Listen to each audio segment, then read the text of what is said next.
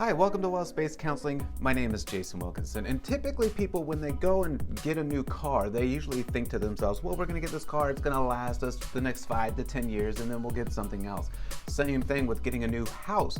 We'll move into this house, we'll live there for 5 to 10 years, and then we'll move on and get a different house. Same thing like when you're starting a new job. Your first job, you look at it and you say, gosh, I got my foot in the door. I want to have this job for the next 2 to 5 years, and then hopefully get a promotion, do something different. I don't know anybody who looks at their marriage and says, hopefully we'll get married and, it'll last 5 to 10 years and that'll be good and then we'll move on. Usually when people get married, they think to themselves, I want this marriage to last. So I want to give you some ideas, some tips on how to help your marriage last. Tip number 1 is to do fun things. We spend so much time worried about responsibilities, thinking about all the things that we have to get done, kids, work, school, whatever it may be. And I want to encourage you, do fun things. Make that a priority. Tip number 2 is be interested in your spouse.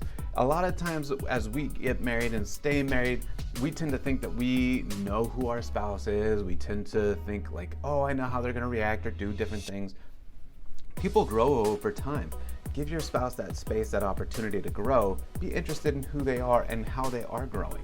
Tip number 3 is get off of media. We spend so much time on our phones, watching television, computer, video games, when our spouse is sitting right next to us. Get off the media, spend some time together. Tip number 4 is spend some time in cuddle time. Whether that's holding hands, just being together, just 5 minutes a day can really release some endorphins and some other feel-good hormones and make you feel closer in your relationship. Tip number 5 is engage hard conversations. Don't avoid the hard stuff. Engage in it. Regulate yourself emotionally and engage in those conversations. Tip number 6 is don't ignore yourself.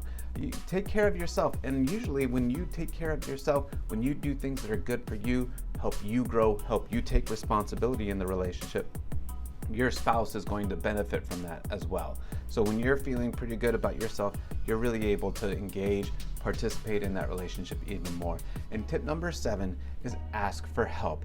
So often it can be hard to ask for help. We tend to want to take care of it ourselves or think that we can. And when we can't ask for help and get that help. And counseling can be one of those ways to do that.